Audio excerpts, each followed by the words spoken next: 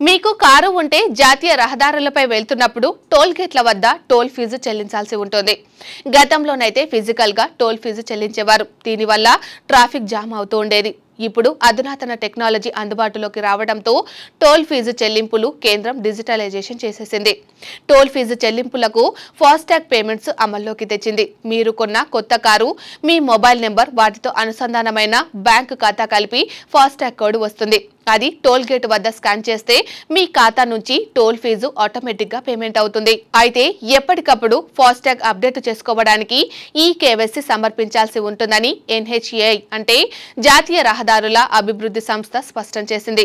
ఒకవేళ ఫాస్టాగ్ యూజర్లు తమ బ్యాంకు ఖాతాలతో ఈ కేవైసీ అప్డేట్ చేసుకోకపోతే సదరు ఫాస్టాగ్ ఖాతాను మీ బ్యాంక్ డియాక్టివేట్ చేస్తుంది. అలా డియాక్టివేట్ చేయకుండా ఉండాలంటే జనవరి నెలాఖరులోగా మీరు మీ బ్యాంకు ఖాతాలో ఈ కేవైసీ పూర్తి చేయాల్సి ఉంటుందని RBI మార్గదర్శకాలు జారీ చేసింది. అయితే ఫాస్టాగ్ యూజర్లు వన్ వెహికల్ వన్ ఫాస్టాగ్ సూత్రానికి కట్టుబడి ఉండాలన్న నిబంధనను NHAI సూచించింది. ఒకే ఫాస్టాగ్ మీద ఒకటి కంటే ఎక్కువ వాహనాలను వాడవద్దని స్పష్టం చేసింది. వాహనాల యాజమానులు ఒకే ఫాస్టాగ్తో పలు వాహనాల టోల్ ఫీజు, ఒక్క వాహనానికి ఒకటి కంటే ఎక్కువ ఫాస్టాగ్లు వాడుతున్నట్లు కేంద్ర ప్రభుత్వం గుర్తించింది. దీన్ని నివారించడానికి ఒకే వాహనం ఒకే ఫాస్టాగ్ నిబంధన తెచ్చింది. కొందరు యూజర్లు ఫాస్టాగ్లను విండ్ స్క్రీన్లపై సరిగ్గా అతికించడం లేదని, ఇది జాప్యానికి దారితీస్తున్నదని NHAI పేర్కొంది.